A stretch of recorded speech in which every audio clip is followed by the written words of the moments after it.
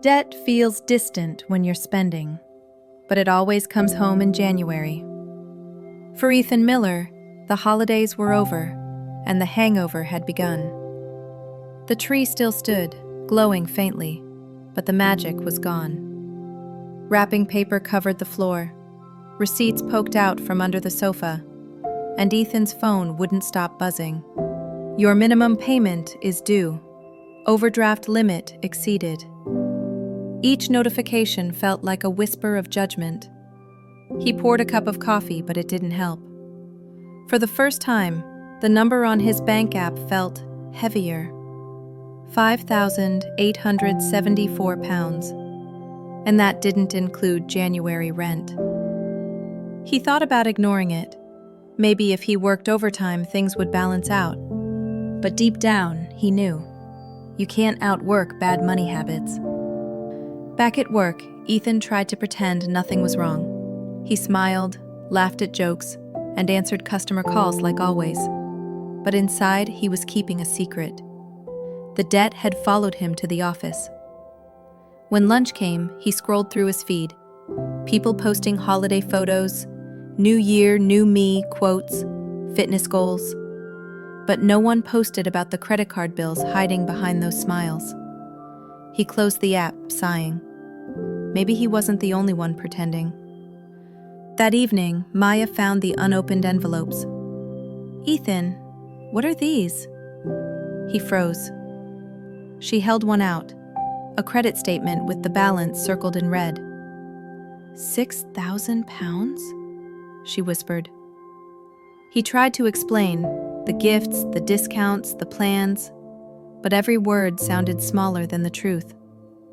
Finally, she said it. "We can't keep living like this." That hurt more than any bill, because she wasn't angry. She was disappointed. That night, Ethan lay awake, staring at the ceiling. Debt has a way of echoing. Not in numbers, but in thoughts. How did I get here? Why can't I just stop? It wasn't about money anymore.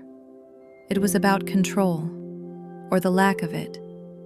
He searched online, how to get out of debt fast, articles, videos, advice, but none of it clicked. Then one line stopped him. You can't fix what you won't face. He realized he'd spent years avoiding discomfort, and now it had grown into debt. The next morning, Ethan made coffee and did something he'd been afraid to do for weeks. He opened every envelope, one by one. Credit card, store finance, late fees, interest, over £6,000 total.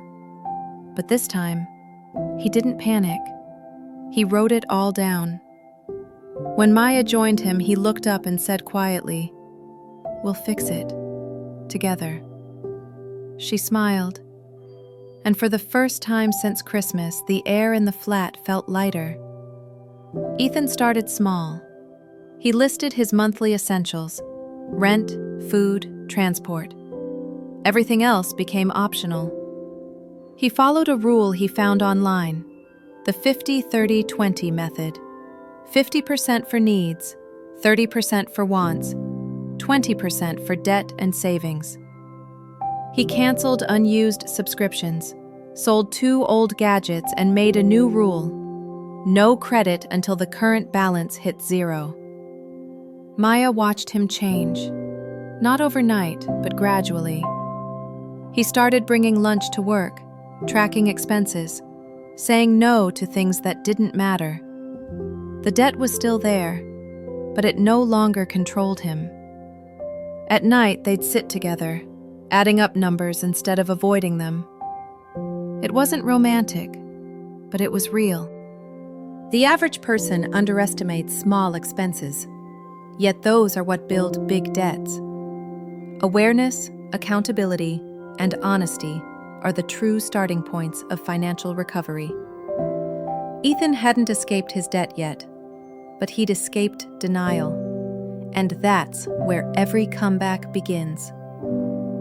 As January ended, Ethan checked his account. He was still in debt, but for the first time, the balance was moving down, not up. Hope was returning, one small decision at a time.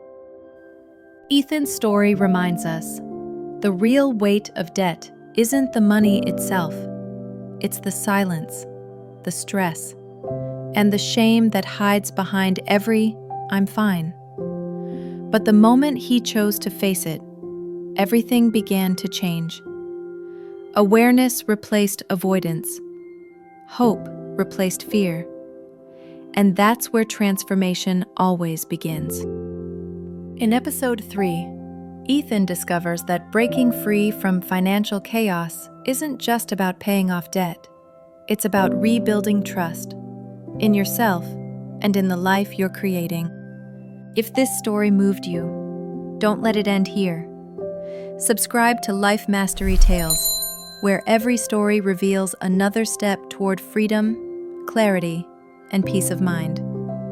Because sometimes, mastering life starts with mastering the moments that nearly broke you.